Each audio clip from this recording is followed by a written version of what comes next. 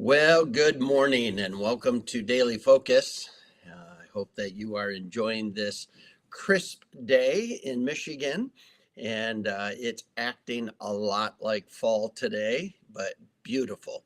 And I don't think it's going to be super cold today. I think it might even get into the 60s, but it is definitely crisp. I went to clear my windshield and it was not just wet, it actually was frozen.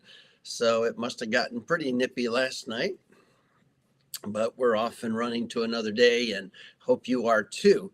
Matthew chapter 20, we're going to finish this, and verse number 30 says, "And behold, two blind men sitting by the wayside, when they heard that Jesus passed by, cried out, saying, 'Have mercy on us, O Lord, thou son of David.'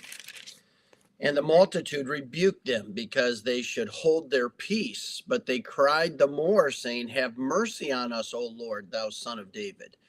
And Jesus stood still and called them and said, 'What will ye that I should do unto you?' And they say unto him, 'Lord, that our eyes may be opened.' So Jesus had compassion on them and touched their eyes, and immediately their eyes received sight, and they followed him." Well, I can think of really no greater loss, really, as far as our faculties, than to lose our sight. No doubt to lose any of our faculties is um, going to change our lives and impact the way we live, some more than others. Certainly, to lose your taste of smell, or your ability to taste food, um, would be difficult, but it certainly would not compare to losing your sight. I know that even losing your hearing would be incredibly debilitating in many ways. But as I think through it all, I just don't know that there's anything that makes us feel more vulnerable and incapable than when we just do not have our sight. And I've known many, many people who are blind. Some have been blind from birth, others, because of circumstances, lost their sight when they could see at one point of their life. And no doubt they learn to function and accept it, and really many of them would really surprise most of us in what they're able to do. But we just really take for granted, I think, the ability to see, to be able to see what's going on around us, to take in the beauty, to take in all of what life is. And I say all of that to simply say that these two blind men sitting by the wayside no doubt longed to be able to see, and they knew the answer was Jesus.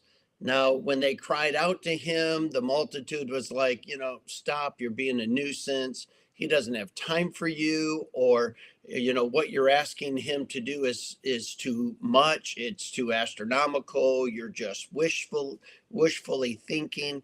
Whatever may have been their reason for wanting to hush these two blind men, they did. They told them, they rebuked them, but they cried louder.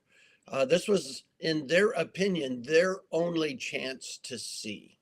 And Jesus heard them and stopped and asked, "What do you want me to do?" And they said, "To open our eyes."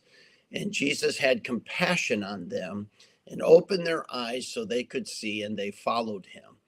I can't help but think we live in a world where there are so many spiritually blind people. And just like these two blind men on the wayside, they too only have one hope, and that one hope is Jesus. And unlike the blind men, where Jesus is walking by, God in his sovereignty, God in his marvelous design for the expansion of the gospel, has entrusted that stewardship to you and me. And so some of these blind people, though they may not be physically or verbally crying out, in their heart, they may be crying out for somebody, open my eyes. And we have the solution. We have Jesus. We have been entrusted with the gospel. And what they need is what we have. And as we walk by, do we have compassion enough to be able to introduce Jesus to them?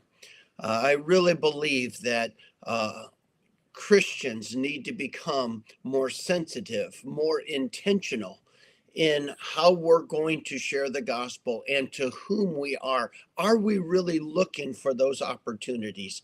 These two blind men were desperate, but so are so many that we walk by day after day. And we have the answer, just like Jesus was the answer to their physical blindness. Jesus is the answer to the multitudes that we pass who are spiritually blind. And so, my challenge to all of us is let's be a little more intentional. Let's be a little more deliberate. Let's be a little more sensitive to the fact that we have the answer that these blind individuals need. And his name is